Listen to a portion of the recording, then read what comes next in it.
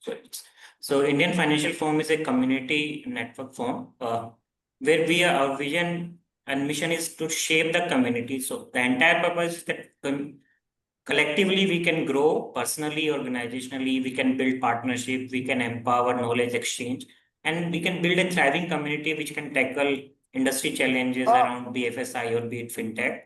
So we can play a role in that part, bringing people together. That is our vision and mission. So what we do as IFF pillars, capacity building and training through these webinars, programs. We also support in career assistance. What are the jobs requirements? What are the job roles, different roles, and how someone can take those roles? What is the need there? We also support entrepreneurship and innovation development through partnership, through product pitches. We also do research. We facilitate the networking to the WhatsApp communities and physical meetups. We also do the knowledge sharing through different knowledge pieces. In past, we have done the webinar. This webinar is also part of the series. We do the different community partnership. We become part of the different community events. If you can see, these are the different various interest group, and these are different strengths. This is growing, and we are almost 5,000 plus professional. So those who are like CXO level experts, even top-notch professors, top-notch strategists, all are part of this community. So you can connect us and follow on LinkedIn. That's all for it.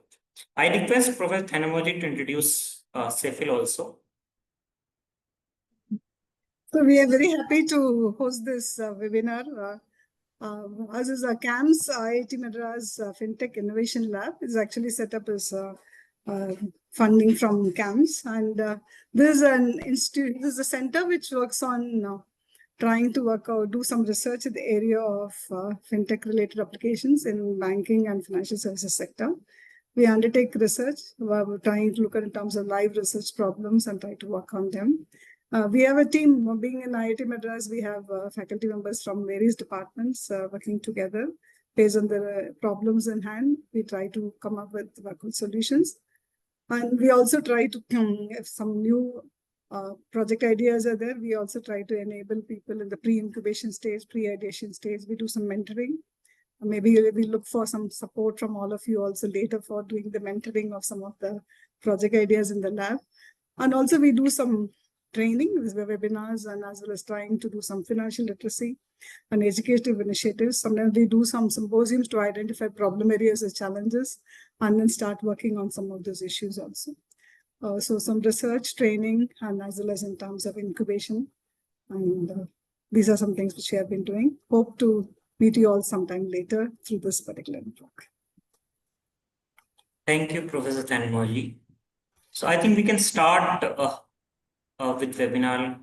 So as all of you are aware that AI becomes so mainstream, we have seen the generation of AI in BFSI in general, starting from expert system, moving machine learning, then eventually deep learning, and then recent days of generative AI, and what we are seeing in the future about agentic AI. So we are seeing a lot of development for last 2 decades around AI, and BFSI is one of the prominent industry which has started adopting AI very rapid pace, and a lot of innovation happened around that. So those innovation benefited in terms of credit decisioning, customer support, a lot of things for like supportive to BFSI functioning. But eventually when that successive generation came, we saw that a lot of pitfalls and downside also. It came to the surface. Black box problems started, that machine learnings are not, it's a black box problem, discrimination, biases. And then we have the problem data security, data privacy, how we ensure. So at that moment, when we are seeing a lot of benefits and a lot of downside, the governance become very critical issue. Through this webinar for next hour, we will see what is the AI governance, why it is needed, how we can do that, and what is the way forward. So in this context, I want everyone, those panelists, to give their opening remarks. What you mean by AI governance and why it is needed. Do we need it at first place? I request Mr. Akhil Handa to start with. If Akhil you can just give a view about what is AI governance and why it's needed. Hey, thank you so much, Sachin, and thank you, IFF, for having me here. I think this is quite timely in a way because we saw last week what happened with an industry which was brought to a grinding halt overnight, and I think there's an example in front of us where an industry has sucked in almost $3 billion and has now been completely evaporated. So it's important to just take two steps back and rehash on why we need some of these principles, guiding lights, governance codes, etc. To begin with, what exactly is governance, right? I mean, governance is, you can think of it in different ways, but the way I look at it is this is a set of codes by which the people have to operate in a certain industry. And if we just narrow down our focus to the financial industry, we have a uh, set pattern and a very mature pattern of rules, codes of conducts, governance standards, both at the sectoral, national, as well as international level that flow into the Indian banking and financial services. Now, when it comes to AI, the way I look at AI today is AI is a phenomenal technology. It has room to really turbocharge certain parts of the financial services industry. Anyway, and we all know about the good things of it in terms of enhancement of customer experience, service delivery. AI doesn't get tired; it can keep on going 24/7. There's And of course, we also know about the pitfalls of it, which are around biases, hallucinations, data poisoning, and all sorts of other ill parts of it. So really, why we need governance is to be able to balance the positive outcomes with also keeping in view that we are able to mitigate the negatives or the risks associated with AI. Now, um, where we are in terms of the adoption of AI at this point in time in the banking financial services, I think we have to strike a very careful balance between having a very heavy-handed approach in terms of bringing the full force of regulation versus being completely hands off the steering wheel. Uh, the technology is still getting adopted.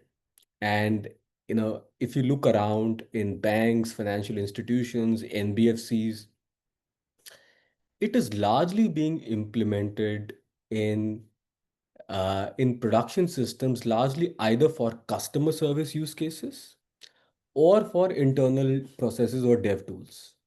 That's really the sweet spot where AI is being utilized today. Uh, I think there's a fair case to make to say that we are still very initial in terms of adoption of AI, broad AI in the BFSI space to have a full statutory code around it. But yes, it has to start somewhere, and I think the right place to start is what I was hoping Professor Ravindran would kick it off with, which is the RBI free report, the free AI report. And I think it really lays down very thoughtfully the pillars of the governance that the financial sector should adopt. So those would be my opening comments. As we proceed, I'll try to flesh it out um, in terms of where I stand on the whole spectrum of light touch regulation to very strong statutory codes. And there I see Professor Ravindran. Welcome, Professor. Hi, I apologize. I had trouble on the road and finally managed to reach my venue. So no, we have just started, and Akhil set the tone. Like we started with what is AI governance and why we needed it first place. So you just highlighted that how BFSI is adopting why this. So I would just want to take your opening remarks on same that what is AI governance and why we need it at first place. Okay. So just to, I apologize for missing the other opening remarks. I might be repeating a few points. Um, so one thing that we really, should appreciate that is that AI has become a very impactful, all-pervading technology now, right? But it's not like AI has been around only since 2022 when Sam Altman talked about ChatGPT, right? So AI has been around for several decades. And in fact, one of the sectors that has been very aggressive in adopting AI has been BFSI, right? So even from the very olden days, right? I remember the time when I was in my PhD days, and I used to swipe a card. I swiped it, multiple times in a petrol bunk, and immediately I got a call from Citibank saying, "Hey, we are observing some anomalous behavior, spending behavior from your card." Right, and this is, I'm talking about early 90s, right? So it's not like banking sector has started working up to, or the finance sector has started waking up to the use of AI now, right? So what has happened in recent times is that we are building more and more powerful AI tools, and there is more openness to having AI, being adopted in applications that are more customer facing, more human facing than it was earlier, right? So I always jokingly say, as long as AI is controlling well understood things like nuclear power plants, we're all good, right? But when you start AI interacting with humans, then we are a little bit at sea as to what is the right way to do things, and how to control the impact of AI on people and so on and so forth. And a lot of work needs to be done now, because the scale at which AI is being deployed is something new, even for AI researchers like me, who have been doing this for at least 3 decades now, right? And so I think it's important that we fully understand the technologies that go under the larger umbrella of AI, right? AI is not like a single technology, regardless of how much Sam Altman would want you to believe, right? It's basically it's a whole grab bag of technology that go under one umbrella of AI, and depending on the different applications and the different kinds of data that you're looking at, and the different safeguards and guardrails that you have to put in, and the resource utilization and so on and so forth, you have to figure out what the right AI to use. And at every point of time, you have to be cognizant of what is the intended and unintended impact of these AI models would be. Right?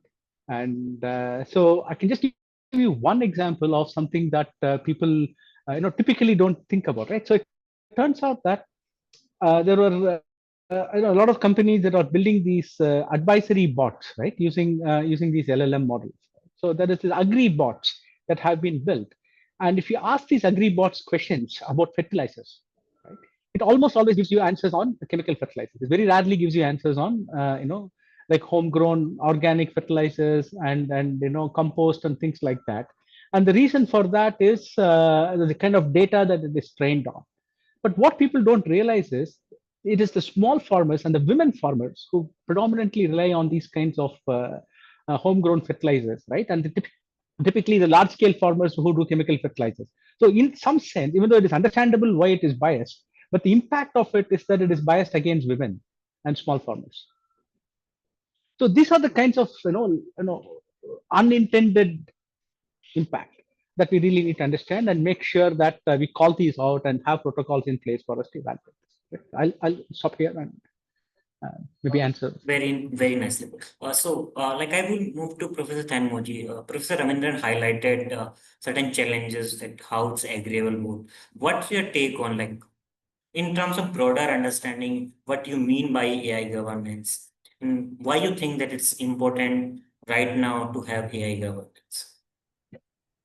So I agree that the AI is governance is very important. It's very significant because in recent times, what we find is AI adoption is increasing, or particularly say it's accelerating. It's not that it's completely totally new. We have been using it at different levels at different situations, but the acceleration in the banking and financial service sector is quite high. For example, now we are making use of it for fraud detection, for credit scoring, risk management, robo-advising, then customer personalization. We find that a lot of new models are being used. But the problem that comes in is, okay, when they're having a lot of AI-based models and techniques, I think as Ravindran was pointing out, it is also based on the data set that they've used for developing it. It has to be monitored, it has to be validated.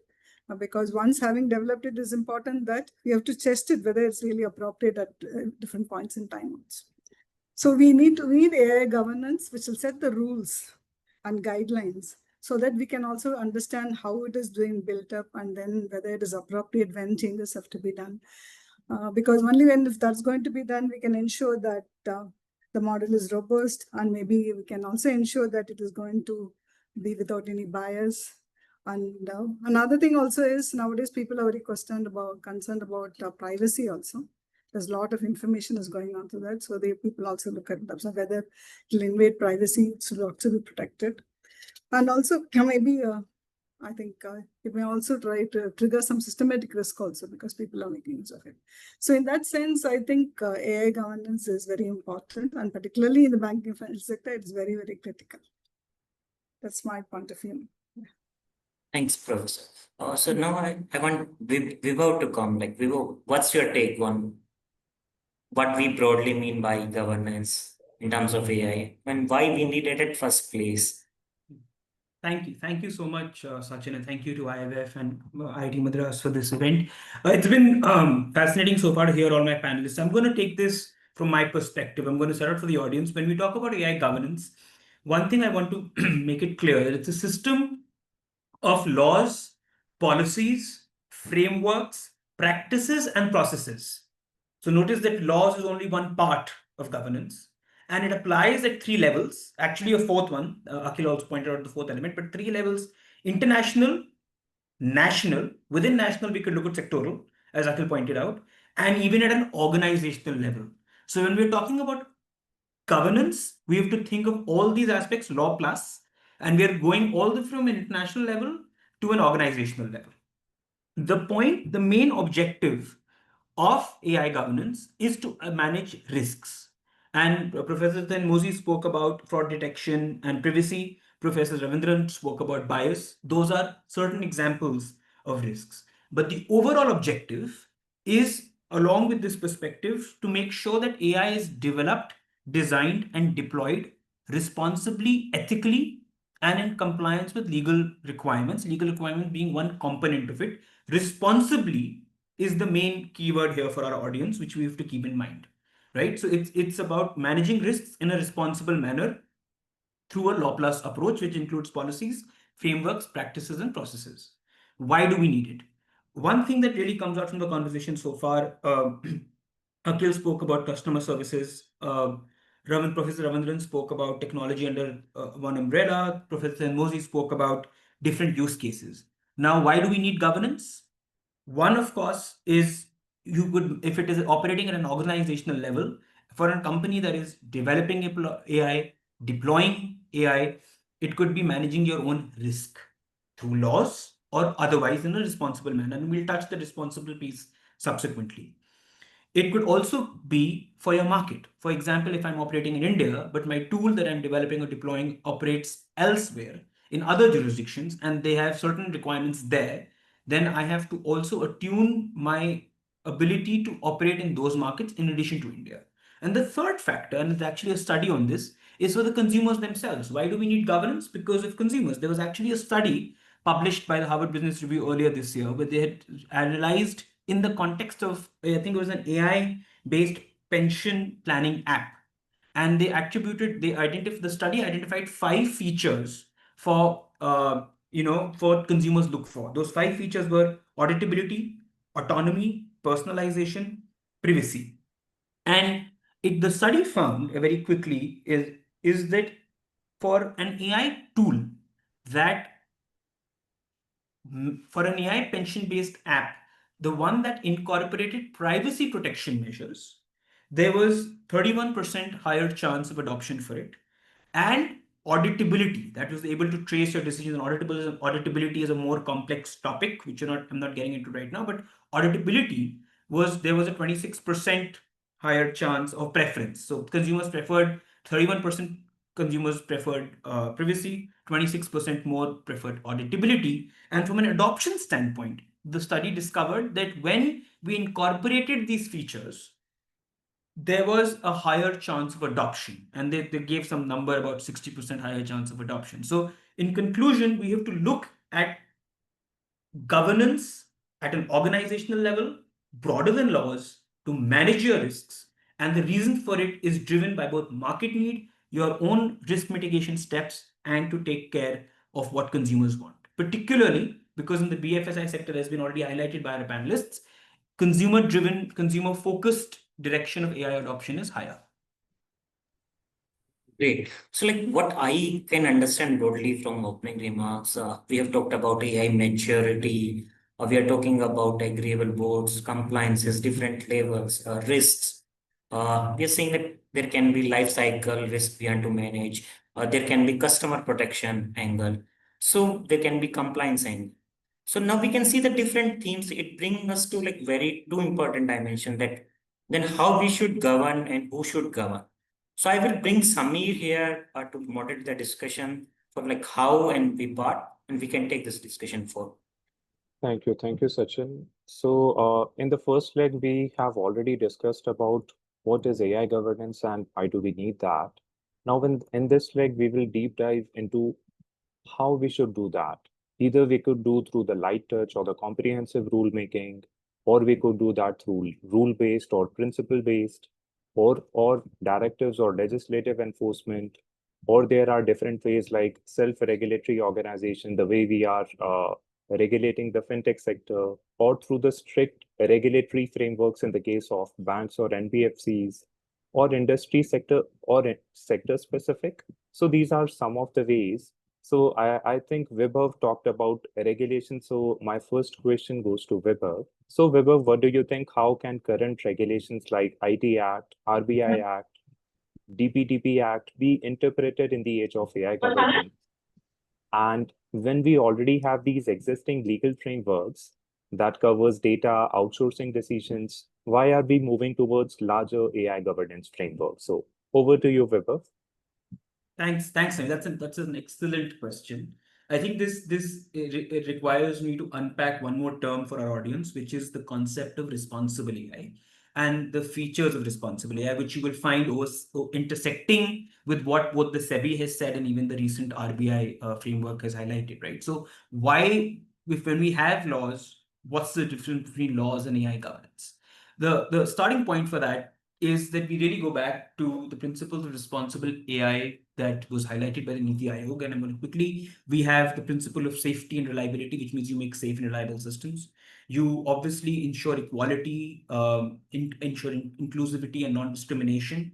You respect privacy and security. There's the principle of transparency, the principle of accountability, and the principle of reinforcement of human values. All these 7 principles were in fact reiterated by SEBI in their guidelines for responsible use of AI and machine learning technologies in the financial sector. Now, why have I brought these 7 principles in an answer to your question? Because if we see the laws that you mentioned, you spoke about data protection. We have the principle of privacy and security. So yes, data protection laws will map onto the principle of privacy. If we move to privacy management systems, we move to ISO 27001, we move to security management angles that run parallel to data protection aspects from the security perspective, then we have those non-legal aspects intersecting with the principle of security. If we look at current IPR laws, current consumer protection laws, consumer information technology laws, they would perhaps in some sense apply to the principle of accountability, right? But if we remove accountability, privacy, and security, we still have safety and reliability, equality and eliminating bias. We have transparency. And transparency in the Niti Aayog principles have been spoken about recording and sharing AI system design for external scrutiny and audit, right? We have outside laws, for example, from an audit perspective or preparing an organization, we already have an ISO 42001 standard, which is an AI management standard. So my point here is that laws, data protection, IP, information technology, consumer protection, tort, any that we wanted, they would map on to certain features currently that we have, that we expect from AI, which I have just phrased from the principles of responsible AI. And this goes back to the study that I highlighted earlier, where consumers are expecting certain features and attributes from AI, right? And if we take that framing of responsible AI, which is laid down by Niti Aayog, which from an Indian context is an easy baseline. You can agree, disagree, debate, how viable they are, but they're a good baseline for us to start with. And governance helps us capture those elements mapping to responsible AI, which may not be in laws. What are those elements? It could be the angle of perhaps carrying out risk management across the AI lifecycle. AI lifecycle being, I conceived an AI system, I collected data, I started designing and developing the AI tool, and then I released it and I'm post monitoring it. I'm using it in the financial sector. I'm using it for pension-based apps. I'm deciding for loans. It decides certain attributes and certain aspects and makes decisions for individuals. So then I think about how do I include explainability in it? How do I include understandability in it? How do I include human oversight in it? Like who interprets the decision? So there's a gap. In conclusion, there's just a gap between what laws currently cover. They're very important. But for the aspects that laws don't cover, we need certain governance, and as Professor Ravindran pointed out, guardrails to manage these risks. Because those risks at the end of the day have to be managed. Because in bottom line, AI's adoption and incorporation in a BFSI sector, eventually it is about your organizational risk. It is about mitigating your own risk. It is managing your reputational risk. Because once the model is out, it's operating. And you have to have systems in place before the fact. Thank you, Vibhav, for highlighting the reports and your analysis on the report, as well as sharing your wisdom over the past decade, wherein you have worked on AI-related issues. So, and also highlighting the responsible AI and sharing what is there in the Niti Aayog report. Now, aligning with this, I would want to bring in Professor Ravindran to shed some light on what is free AI by RBI and how it could be like useful for the BFSI sector. So over to you, Professor. So thank you. And so a lot of interesting points have been raised. So one of the things that we have been very careful about, right, in the free AI report, is that it is not a recommendation for regulating AI. So if you look at the principles that we have set out to do that, right, we have said that, hey, really, we should, at this point of time, we don't have enough capacity, right, to truly explore the impact of AI in the financial sector. Right? So half the recommendations are about building the infrastructure to do this in a responsible manner, right? So building the infrastructure, building the data sources that are needed, things like sandboxes and other things where people can develop their AI solutions in a safe environment without direct impact to the customers, and also significant recommendations on what kind of protocols and AI governance frameworks that regulated entities should set up. So all of these are there, but all of these recommendations is essentially to enable innovation, not to stifle innovation, right? And then the second half of the recommendations are about, okay, how would you make sure that this risk is mitigated, risk is avoided when you're actually deploying these applications. So the free AI committee report is essentially something that can people still hear me? Everybody on my screen is frozen. No, we can hear you. Professor, we can hear Can you. people still hear me? Oh, can hear Yes, me. Okay, Professor. great. Yeah, because I'm on a very noisy network. So I just wanted to make sure that, because everybody was frozen on my screen when I was talking. So sorry about that. Or maybe I kind of mesmerized everybody so that nobody moved a muscle. Yeah, we are indeed mesmerized. Sure. Anyway, so that is basically what we had tried to do in the free AI report, right? So it's, and I'm frankly, I was very surprised that RBI was behind it, right? I mean, they said, yeah, sure, we are happy to talk about AI innovation, not just about AI, risk avoidance, risk management, and and AI regulation. Let us talk about what is truly needed, right? And one of the things that we strongly felt is that the power of AI can be used for, improving the reach of banking sector in India, starting from things like, using a larger, I mean, we have not spelled any of these out very explicitly in the report. It is for the community to evolve as many of the mechanisms as possible. But things like, use more non-conventional sources of income to look at credit scoring, which at the current, technology level, we are not able to do. But if you actually start integrating AI into the whole process in a careful manner, right? Not in a haphazard way, and then we should be able to do that, right? And so these are kind of things that we hope that will come out of this enablement recommendations that we are giving in. And RBI also has agreed to invest considerable amount of money to make this thing possible, right? So for some of this build up of this infrastructure and so on and so forth. Right? And we are very careful to make sure that we are not getting into any kind of technology capture or anything like that. We're making sure that there is as much as possible things that are there in the open domain. People are building on top of open access, not just Indian, not just sovereign models and things like that. So as long as you are conforming with some kind of a regulatory framework, we are happy to do that. So I think it's a fairly, not just a regulatory framework, but it's also an enablement. Good. I Thank hope you. that will have a larger impact. Yeah, Of course, yeah. all of this is with RBI. None of the things that we wrote in the free AI report are actually regulations. It's up to the RBI now to digest it, convert that into actual, regulations for the REs, spell it out in more detail for the REs, and this is more of a recommendation for RBI to act.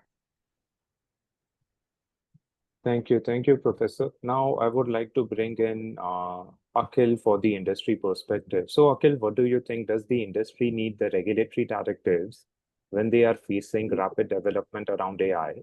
And what do you think self-regulation will serve the purpose at this stage, or we have come quite a long way that it's time for regulators to put framework? So Right. your thoughts on that? So, see, I think, let's just take two steps back and see, the context we operate in, right? And I'm just sharply going to focus on banks right now because I think it's easy for everyone to relate to them. See, banks today operate under obviously the sectoral regulator, which is RBI. The regulator demands that all banks be listed, which is, you have hence the SEBI LODR also on it.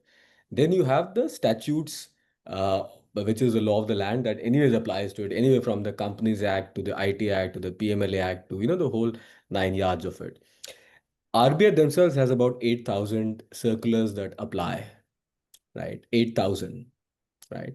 And whatever you talk about, right? And some of the activities that Vibhav mentioned, you find an activity and I will tell you a circular that applies to it. There is no activity, right, practically that is not governed by by a circular of RBI.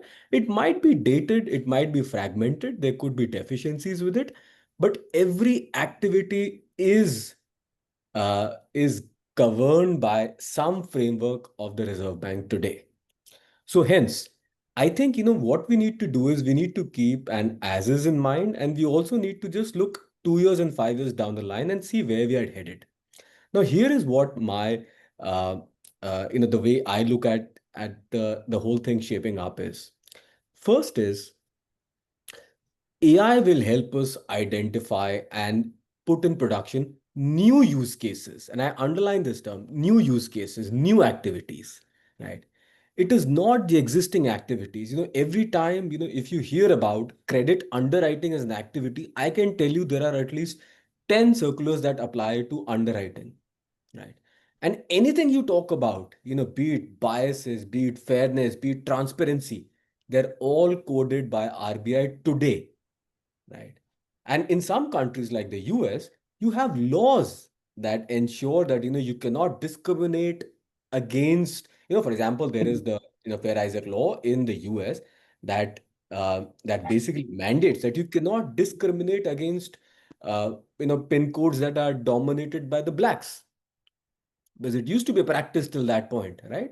And RBI has anyways made all these coded in the laws that we have today. So the activities that we are looking at today, customer service, the service delivery standards, the technology outsourcing, credit underwriting, all of this is governed by rules, number one. Where I think the governance really helps, and this is where responsible AI, self-regulation, all of this helps, is the new activities that will come in. And and if you just do some blue skies thinking, I love doing it from point to point. Sunday is a great time to do it. That's what I do. Is, for example, you would have all seen India is multilingual, right? And you would have seen that, with bank officers get transferred from A place to B place, there are language barriers that they face. A guy from Punjab, if he's moved to, let's say, a Tamil speaking region, he will face problems. And none of the sides are wrong practically, because the guy is from Punjab. How can he, he already possibly speaking 2 or 3 languages. And the Tamilian basically is saying, Tamil is what I know. So AI is going to help them bridge that gap, right? Now, how do you ensure that, if you're using a system, for example, for basically real-time translation that is now possible by AI, that conveys exactly things that are to be conveyed and do not deviate from the rule book, right? Those are activities that get empowered, right? Think of it, now we are all, another example is we are all now so dependent on digital payments, right? We take UPI for granted. We know that, it's okay not to have wallet in your pocket, but, do not leave without a phone, right? Because, you will be able to navigate with a phone. What if a UPI was to go down in the next half an hour? Right. And we face those challenges. And I face customer complaints. In fact, an RBI CGM called up, saying, UPI has gone down, there's an IPL going on and UPI is down. Right. What do? AI can be used for predictive analysis, right? To be able to help the customers identify these things, right? So there are activities that can come that are not in the domain, that were not possible up to now. They need to be brought under a governance framework. You cannot regulate them because you don't know what these activities are going to be. So the only thing to do is, to bring them under a responsible AI governance framework, right? That's one.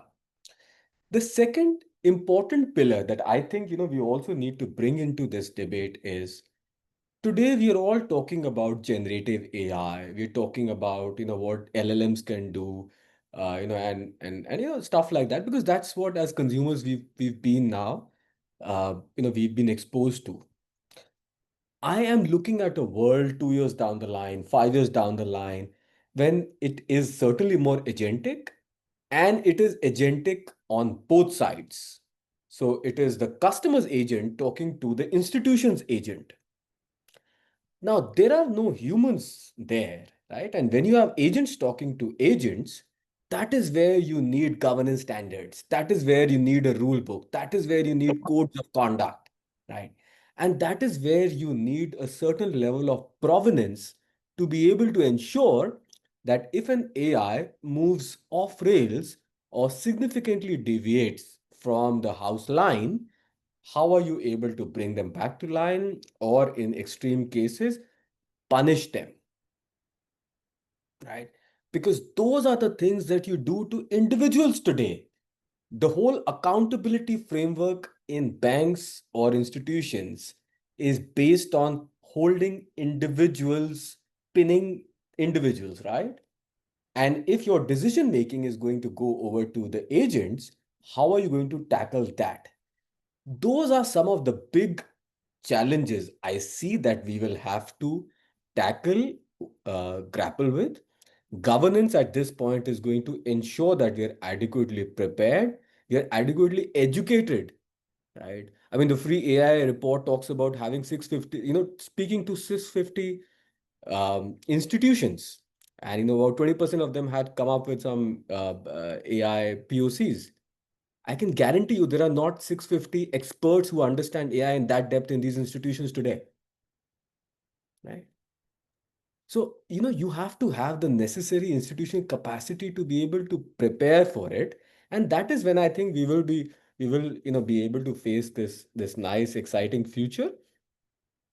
And I'll just close this with saying, over-regulating or, putting in things at this point for either rear view mirror activities, right, uh, is, to my mind, short-sighted, right? Because we have to look, we have to look into the future. We have to see what is going to happen. And also you have to understand the realities of the country that we operate in. the service delivery has to come at a very, very low price point in our country. And that promise, like ma'am was saying, can now be met by, the expansion of banking services can happen by way of AI. So the whole architecture could change, right? You have banks, you have NBFCs, and you have RRBs, UCBs, etc. The whole architecture can change by AI. So you have to be prepared for that kind of a future, which is very different from what we have today. And imposing all these regulations on as is, to my mind, is not looking beyond our noses. I'll pause Thank you. that. Yeah, thank you. Thank you, Akhil, and thank you for sharing the real examples which could actually help and could be a major hurdle in the AI governance. Now, moving on to Professor, because you were also talking about the Professor, and there is one question which the Professor could shed some light from the academic perspective. So, Professor Thenmozhi, this question is for you, and like, how do you see like these AI governance frameworks from a macro perspective, like financial security and systemic risk? So over to you, Professor. Yeah. Yeah, I'll also add from the macro perspective, AI governance is basically a tool for providing Professor, your voice is not properly audible. So if yeah. yeah, See, it's from better. is it fine now? Yeah. It's better. Yeah. From the macro perspective, what we find is that the AI governance will be a good tool which provides the macro prudential regulations of it. But then I think we must also look at the systemic risk. I think, Professor, we are like losing your voice. If you can somehow adjust your mic set, so like maybe you can come closer, like speak loudly. That will help. Okay. Yeah, I'll do that. Yeah. So let me see if it's clear. The systemic risks are very high whenever you're going in for this AI adoption. So, for example, take in the case of, as it was mentioned, the banking sector. If suppose all banks are adopting AI-based credit scoring model, I think credit scoring is something which people look at, offer collections. I mean, these are something commonly used. So apart from new areas that are highlighted, I think many of them will now look at, many banks will look at in terms of trying to see how it can be used for the existing services, the common services. So, for example, if every bank is going to adopt a similar type of credit scoring model, there's a possibility of a hidden bias being there. And there's also a possibility that it can lead to some correlated defaults also. So it is very important that there you bring in a governance system, which will also try to see in terms of whether these type of models are appropriate and how we can try to monitor it. But as was also mentioned, the data set that is being used for developing the model, it has to be fine-tuned and maybe irrelevant after some time, and it's important that this has to be monitored. So maybe the AI framework governance framework should also come up with the mandatory validation process whenever these type of things are being put into practice, because later on, otherwise, if the effect is going to be much more higher in case there's going to be any problem there. Even in the case of the financial structure, so for example, if you take the markets, nowadays people are extensively using AI-based algorithmic trading models. And I suppose here, because of the speed at which it's being done, there's a possibility of some flash crash there, and it can destabilize the system also. So it is important that the regulatory framework also come up with how these things can be monitored and prevented. I think that's something we consider in the framework. Of course, we can say that oversight is important, but we can also say they have to be responsible AI. But still, when we come up with a set of guidelines, I think these type of issues have to be avoided so that people will develop trust on the system. I think these are some of my points here. Thank you, Professor. Now circling back the conversation to Professor Ravindran. So, Professor, what are your views on who should be the appropriate authority to govern or regulate AI? And what should be our focus? Should we focus more on the technical nature, whether we should focus more on the application layer, or we should focus on deciding, like, what should be the right choice in this case? Okay, so I mean, this is something that I very strongly feel, right? And that, like I mentioned earlier, right? AI is not a single technology, right? It is like saying, oh, I mean, I want to regulate calculus, right? It's like, doesn't make sense. right? So there is a lot of things that are under the hood in AI. I mean, there are neural networks, and then you go back, half the applications that are out there are decision tree based applications, right? XGBoost and things like that. So it's not like LLMs are the only thing that are out there. There are certain aspects of it with regard to the technology, like data usage and things like that, which might require cross sectoral control, right? But almost all the quote unquote harms should be regulated at the sectoral level, right? Even if there are people who can talk about high risk, low risk, medium risk applications and things like that, it has to be identified at the sectoral level. Like, there are very few things that can be done at a global technology level, and I believe that we should not take the view of saying crazy things that happened in the previous US administration. Like, okay, if you use more than so many flops, then you have to be regulated, and things. I mean, those things just don't make sense, right? And so I believe that regulations, if we are going to do prescriptive regulation, it should come at the sectoral level. And like Akhil had already mentioned, right, many of the sectors that where such regulations are needed have those regulations in place. Because quite often those regulations apply whether you're using AI to arrive at the decision or whether the human is arriving at the decision. So I think strong additional regulations in terms of AI most likely is not the call for the day, right? So having said that, there has to be some amount of understanding, some amount of commitment from the people, from the different industries that are deploying AI, right? That they would make sure that certain things like disclosure about use of AI, for example, right?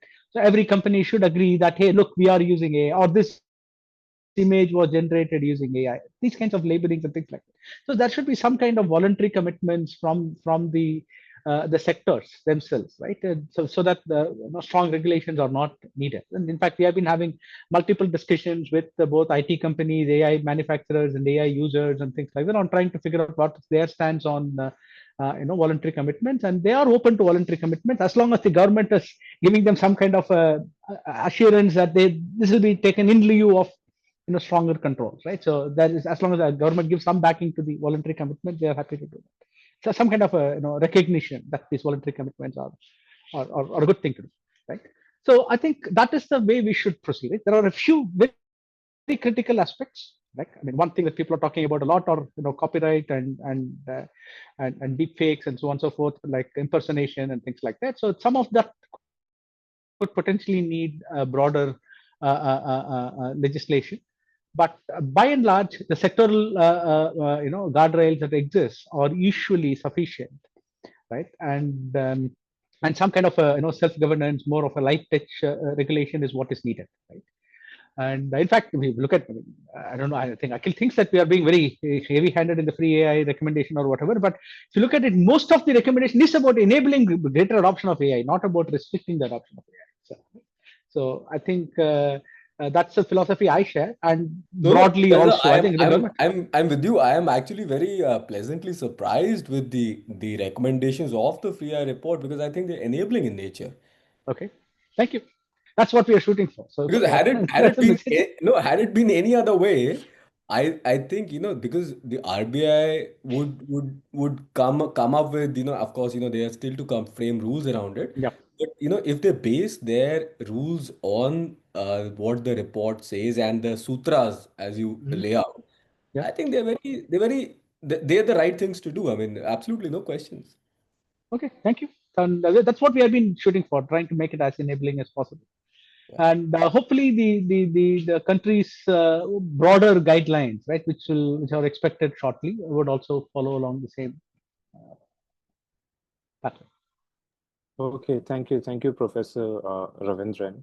So, as per the discussion, I could understand like we should have a voluntary recognition, and then we can move forward to the comprehensive legislation. So, building on that, I would like to move on to Akhil. So, Akhil, what do you think?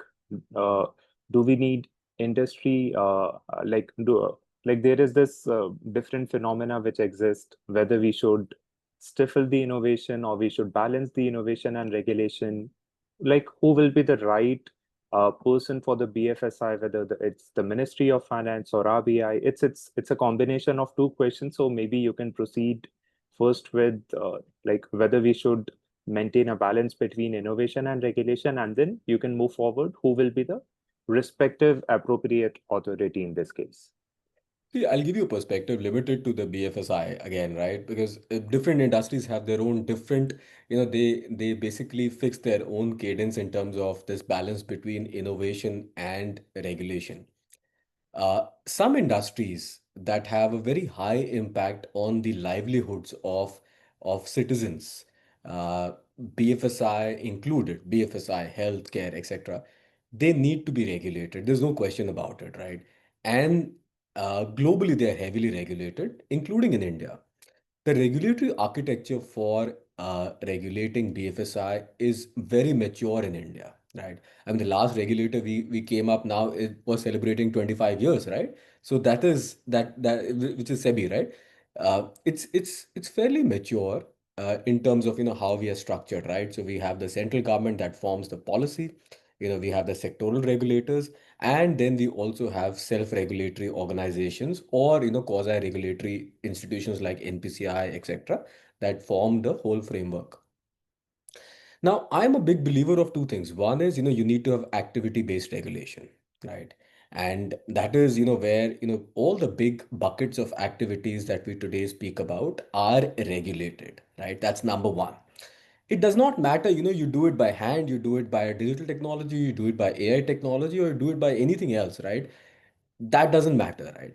What matters is the activity is regulated, the end result is regulated, and those are governed by the, call them the sutras, or call them, like Vibhav was pointing out, the mantras, or these are the pillars on which you have to be able to do a certain activity, right? That's one. Second is, I I think we have to be very mindful that it has to be scale based. And all our conversation right now, we've not brought the scale based regulation into the picture. I think it is extremely important that you keep in mind that an organization that impacts 10 people versus an organization that impacts millions of people cannot be regulated with an even hand. It just does not make sense from a cost perspective, from an innovation perspective, or even from a systemic importance perspective, right? In fact, if there's only one suggestion I would have made to the free AI report, that would have been, other than having that AI sandbox, the regulator should have actively gone ahead and said, you know what, out of the 2000 NBFCs we have, we will pick up 5 or 10 NBFCs, or they can voluntarily raise their hands depending on whatever institutional capacity they have, and say that we are the 5 institutions that will go AI native, just to test out the promise of what AI technologies can do. That would have been a wonderful cauldron, a testing ground for what AI technologies can do, and for both the practitioners, the operators, as well as the government and the regulators to be able to quantify the benefits and risks of it.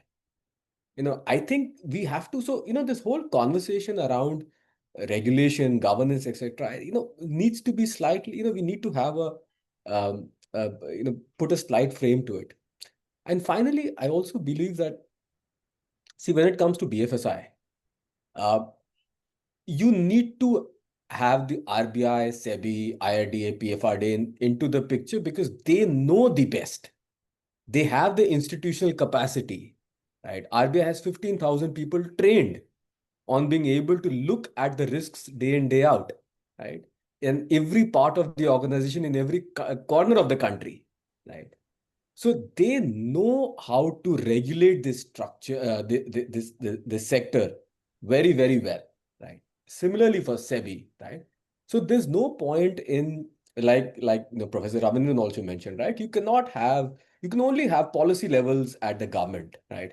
But when you really need to have a detailed rule book, you need to come down to sectors. My suggestion is, where we are right now in the AI adoption curve, have bolt-ons. And that also, by the way, I see in the free AI report, right? I mean, there are different guidelines mentioned, and there are different suggestions point-wise mentioned, that maybe this is something that could be bolted on to the existing piece. I think that's the way to do it.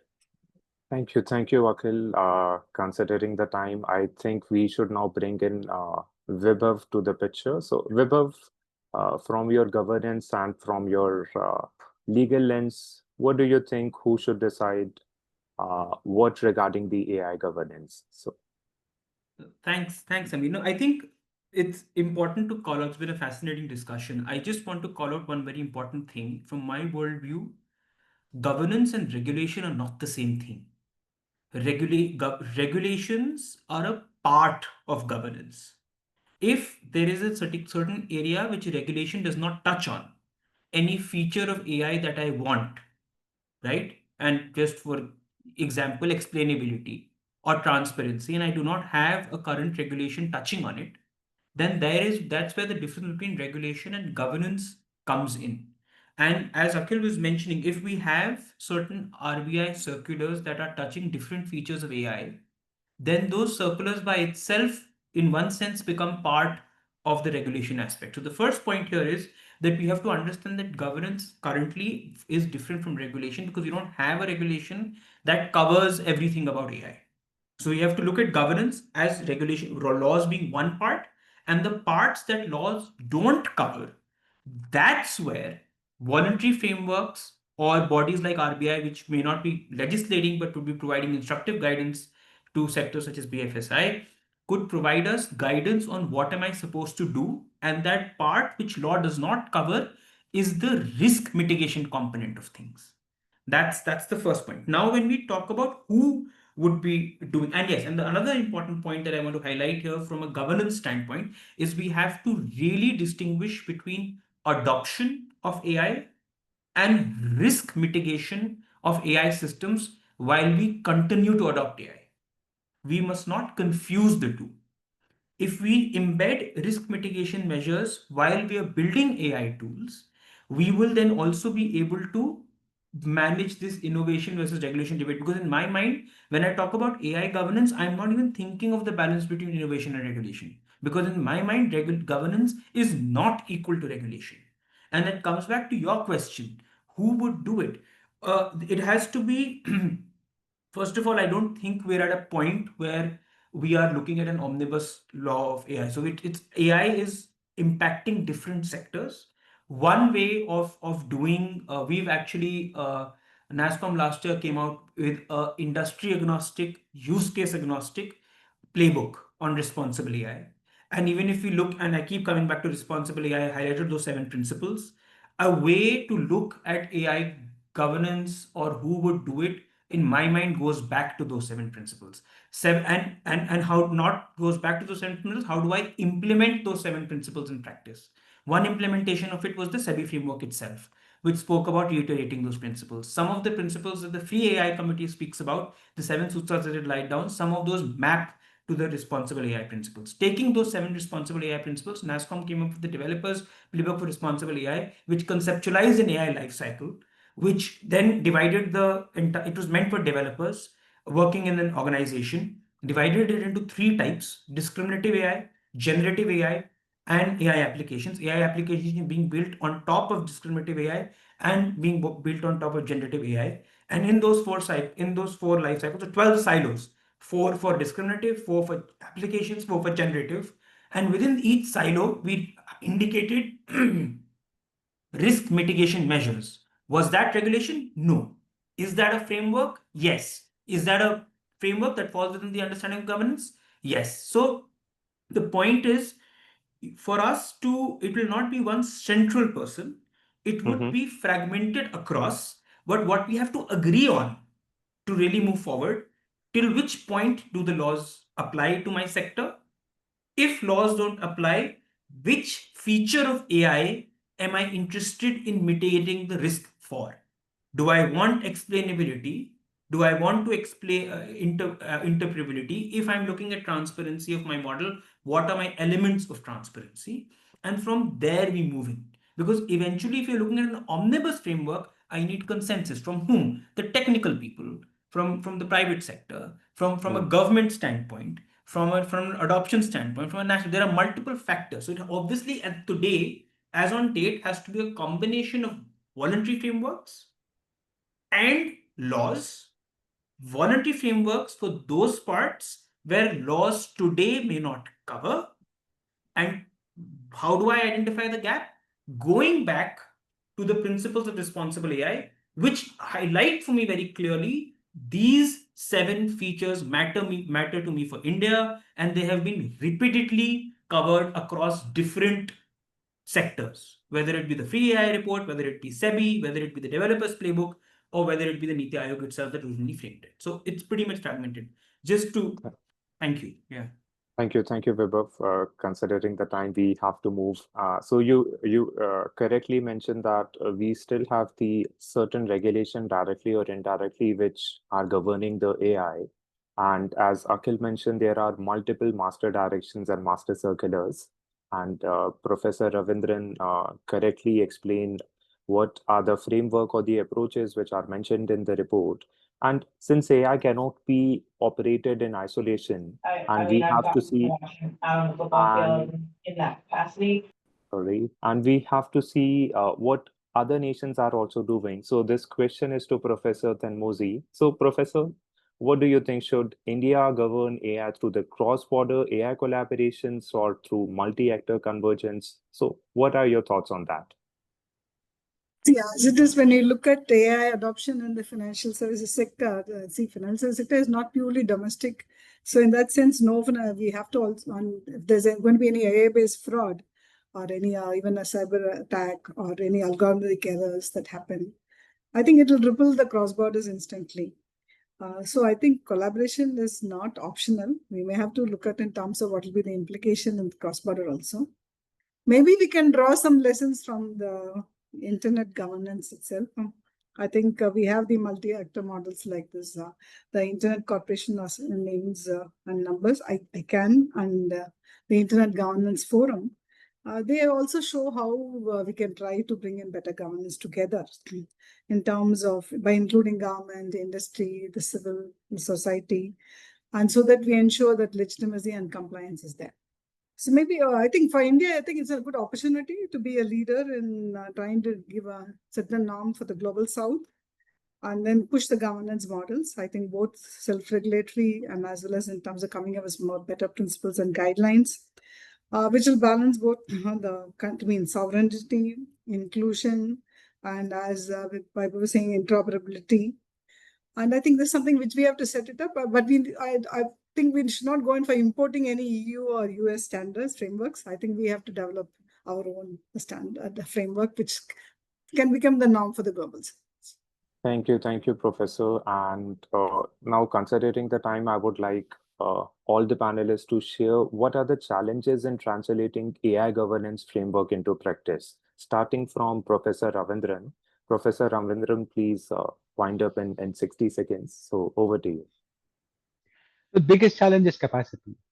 I mean, across the board, we have been talking about lack of capacity in BFSI. I mean, lack of capacity on AI governance is there in every sector, including the IT sector. I mean, who you would think would know better, because a lot of things that the nuances of how what things can break, right? So I'll just give you one example to show a completely non-intuitive thing that came out of our work. Right, so people are talking about how these LLMs are not very good at discriminating Indian biases, right? Like Indian stereotypes and things like that. So one of the things we found out was these LLMs are not even able to represent different, for example, caste identities. I mean, they're literally blind to caste. And if you want them to do something that is taking into account caste, they don't even have the capacity to represent it internally. And these are things where a lot of research needs to happen. I mean, even though you can say at the very high level, a policymaker can say something about governing AI to make sure that they are fair across caste boundaries and things like that. But if you have technically, if you don't even understand what it means, right? So there's a lot of capacity building in gap, both not just in training, but also fundamental research that needs to be done. That's the biggest challenge. Okay. Thank you, Professor. I will jump in here, like Sameer, sure. From following Professor Ravindran, just one thing is coming in my mind. I think I can direct it to. So generally, it's my feeling. Maybe I can be wrong. Akhil can share light more on this. Sometimes when these like directive frameworks or we say voluntary frameworks come, this more like normative instance, and industry feel they don't hold much value. They are more like direction. How we do that? There can be compliance by force, compliance by choice. What are those nature? How industry see that? What is the problem that why we are not able to Sorry, translate? Sachin. My network is very bad. I couldn't catch half your question, but is your question how will voluntary commitments be enforced? So like more towards that translating what are the challenges in comes with practice. More frameworks looks like more like normative. And I was directing towards Akhil that how Akhil can share more light on Okay. industry perspective that why this problem. See, I'll tell you something. The interesting, and this is, literally helping you interpret how this industry functions. When the RBI says the regulated institution may adopt something or may do something, that may is equal to you better adopt it or you better do it, right? There is absolutely zero, right? Zero space for interpretation on that part. On top of that, you have to, whenever they come up with board approved policies, right? That's again a favorite phrase.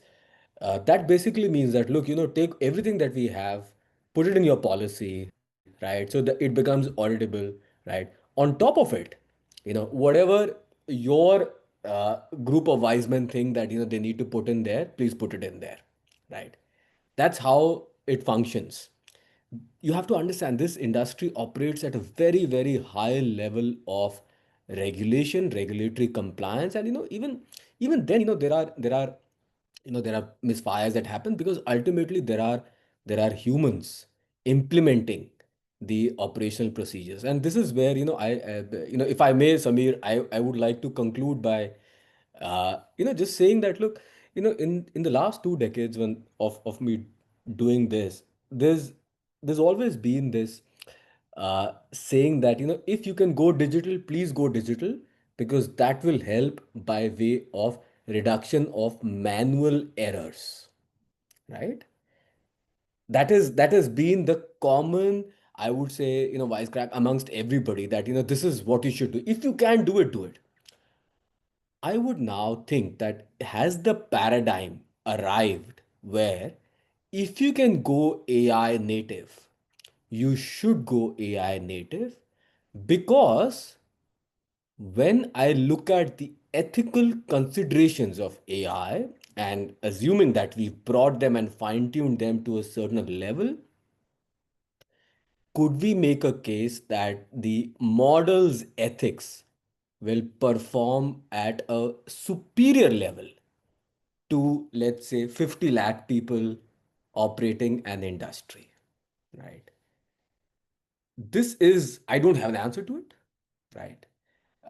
But this is what I can draw from my experience of going digital, taking a lot of processes digital. I have seen that you take things digital, you will reduce fraud, you will reduce errors, everything. And I think the same thing possibly can hold true for the ethical domain as well. It's a gray area, right? Ethics has been debated for the last 100 years. There's no definition, right? But if you can fine tune, if you can once agree that this is the baseline and then you start operating it, could it be that the system wide level of ethics improves rather than goes down? Right? So I'll just close at that thought. Thank you, Akhil. Nicely. I think given the time constraint, if the speakers allow, we can take some questions for 5 minutes from the and then Vibhav, you can answer Professor Thenmozhi. So maybe what I need to ask, maybe that can be covered in the audience questions as well. We can open the floor. Shaina, Abhishek, we have Shaina, or like we can take directly from the audience. Hi, Someone Sachin. wants to. Shahina Do we here. have, do we have the questions? Yeah, I've just shared three questions that have come up in the chat. So if we could discuss these questions. These are the ones which broadly have been shared by the people who had joined in. So if you can speak out those questions for the panelists, we will be Sure, able to. sure. So the first question is, hi guys. First of all, thank you so much for this amazing and insightful webinar that we've been having. I'll quickly just tell you all the questions that I've come across. So the first one is, in BFSI, collection is one of the main pain points. Any thoughts on how AI can come in help in that space? Should I take this? A shot at it, maybe? Yeah, Akhil. Right. No, I think collections is a phenomenal use case for AI, and in fact, that's something that I'm actively looking at, because the ability for you to be able to construct or do what you used to call a skip trace, or actually now construct a profile around an individual and their whereabouts, is very high when you are actually able to use. And you have to literally understand, you're not looking at the defined rule based or a decision tree based system now, right? And the moment you switch over, your ability to actually stitch together a profile becomes very, very high. These are the areas, of course, where I think, and this is where I keep going back to saying that the activity is regulated, the activity is well governed. You have to now, look, if I find someone's whereabouts using AI, or I put a telecaller, or I send my bank branch guy out there to find a guy, the only thing the regulation says is, you will not disturb them in the evening. You will not use, leg breaking tactics. You will basically be fair to them. That's what it is. And it doesn't matter, you use AI, whatever you want to use. Right? That's interesting. I think I can see also the two prominent theme about, one is about accountability, other also that we don't have Indian LLMs.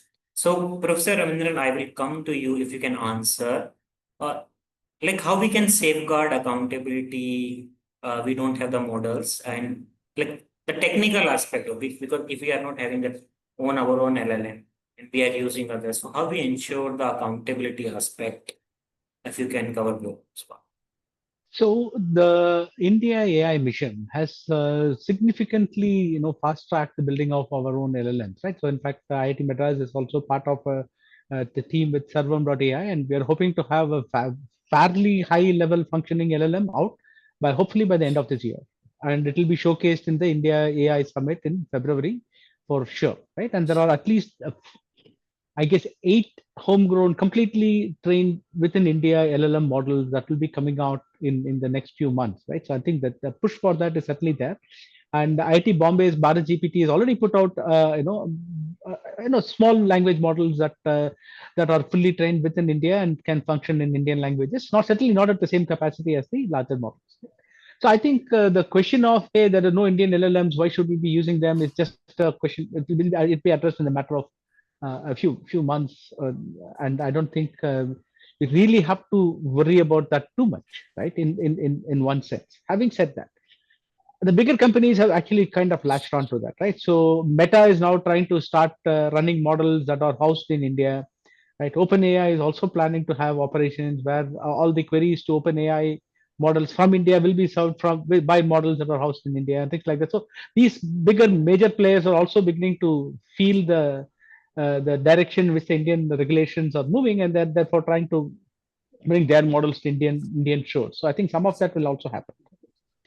And in terms of how do you enforce regulation, I mean, I'm not quite the right person to answer that. Maybe Vibhav can talk about enforcement mechanism. But there was one other question. About rural areas, right? So how do you ensure that people in rural areas who are not familiar with AI technology, it is not like people in urban areas are familiar with AI technology. They're familiar with AI buzzwords. Okay. So what we should really be doing is making sure that we are building interfaces where the AI is, you don't have to have any knowledge of AI to work with it, right? All these Indian language models and interface. I mean, LLMs, even if they have not cracked the reasoning problem yet, they have cracked the interface problem very well, right? So you can have a conversation with your AI. You can actually talk to your bank account in your local language, right? As opposed to having to go through filling up some complicated forms and things like that. Those are things that AI can enable. Like Akhil said, there are hundreds of new applications that are going to come up, which we can't even kind of conceptualize right now, maybe. Where this local language interface will make it much more inclusive, much easier for people in the rural areas also to use. So I'll stop. Okay, we can see some question. Sorry, not for Vibhav. So, Sorry, regarding about Sachin, if I yeah, can just come yeah, in sure. and just say one thing, to what Professor Ravindran just mentioned. I think it's extremely important that we develop Indian LLMs for all other considerations that is mentioned, and we know, but also for the fact that it is Indian ethics that are going to get baked into those LLMs. I go back to this point because this is not discussed or debated. It is today you use an open AI, you're using the American ethics. If you use DeepSeek, you're using the Chinese ethics, right? And it is very important because ethics shapes the thinking, and a lot of other things are built on it. You go on talking to an LLM, the LLM will convince you of their ethical viewpoint. So hence it is extremely important that India has its own LLMs that are rooted in our ethics. I just want to add that point. Completely agree on, like, in my course I have started teaching AI ethics, that I am teaching Western philosophy as well as the Eastern philosophy. So we can have a comparative perspective. I have started doing that. Regarding the question on AI governance, where it should lie in the bank, I would like to answer that question, say that, look, the tech risk department is already there, but I think the compliance department will be more appropriate to come up with a set of guidelines which can take care of the AI adoption and AI governance also. And I think they already do the compliance and validity of all the models and techniques that's being used. So this can come in with the compliance departments. Of course, they need to be familiar with all these things and come up with a set of guidelines for implementing it. Vibhav, like, if you can answer those, someone was mentioning that AI is an ongoing process and we need to have updated regulations, updated legal steps. So, like, if I break into, we see the future in agentic AI or ongoing AI development. How you see that? Do we need to have a different understanding about ethics, or do we need to have a different understanding about regulations? How we can break into different, if you can answer that. That's an excellent question. I think it comes back to a point that Sameer had also raised initially about what are the challenges, right? So, and I'm going to answer all of this from that context. One of the major challenges when we talk about a topic like AI governance is that we need to understand AI. We need to understand, that goes back to literacy in rural areas. We need to understand which laws apply to AI, right?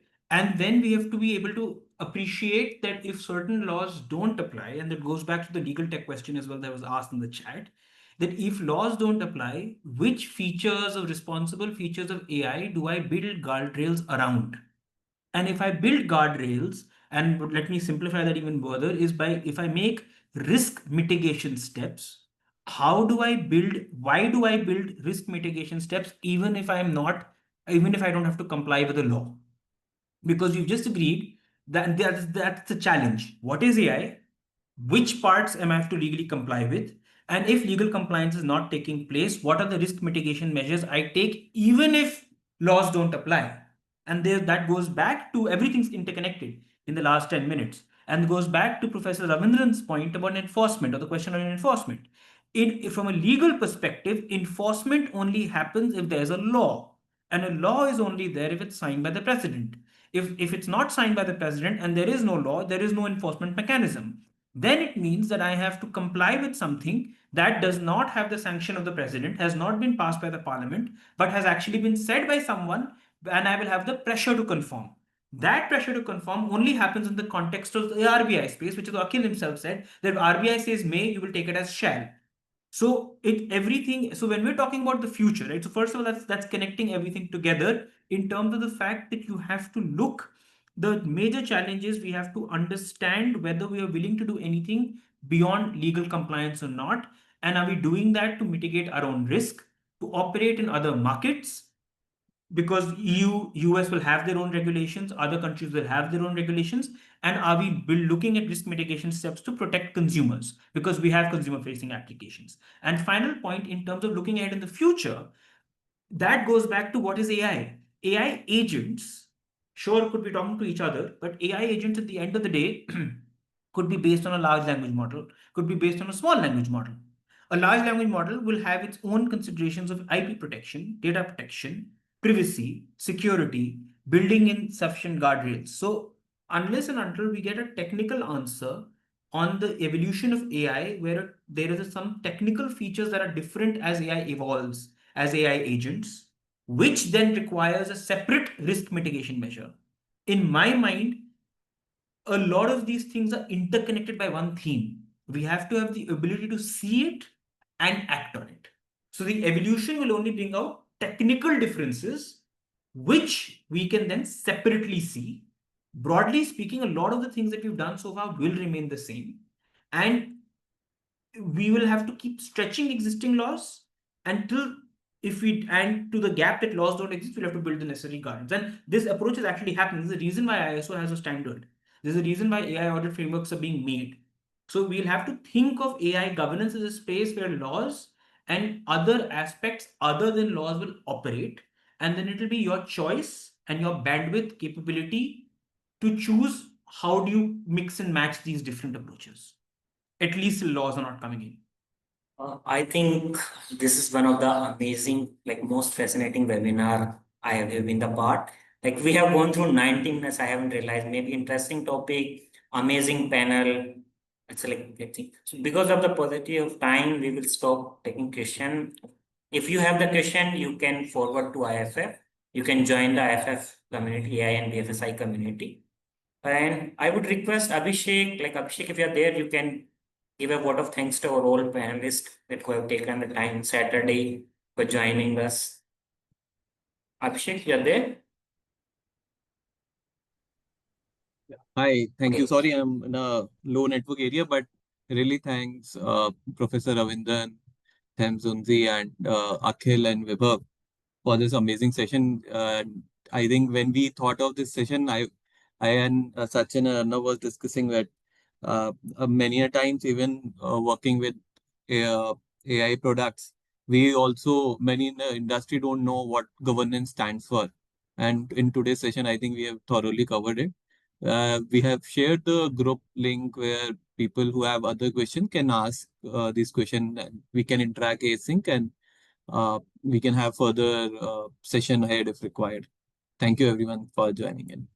If possible, we can like turn on our camera and take a group picture. If everyone is comfortable, we can have a group picture in that case.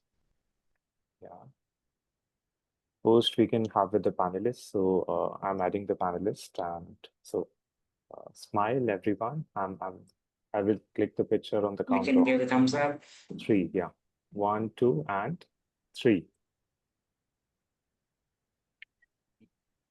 Yeah, thank you. Now I will move on the spotlight, and I will invite the participants to be the part of the bigger picture.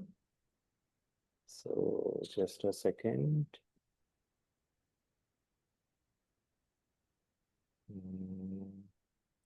Yeah. So we have multiple participants, so it will take 2 or 3 pictures. So I will first proceed with the first screen. So on the count of 3, I will click the picture. 1, 2, and 3. Yeah, thank you for the first one. It's done. Now moving on to the second one on the count of 3. 1, 2, and 3. Thank you everyone for joining this session. So and thank you especially to the panelists for taking their time out.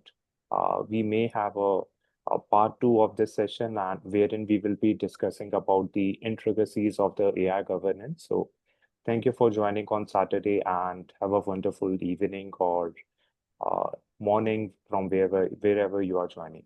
Thank you once again. Bye-bye. Thank you. Thank you, Akhil. Thank you, Professor Thenmozhi. Thank you, Thank you Vibhav. so much, and thank you to both Thank Sachin you. and Sameer for Yeah. navigating this program. Yeah, Thank you guys. yeah, greatly Thank you, moderated Professor panel. Ravindran. Thank you. Take care. Thank you. Take care. Bye. Nice to Thank you, Professor.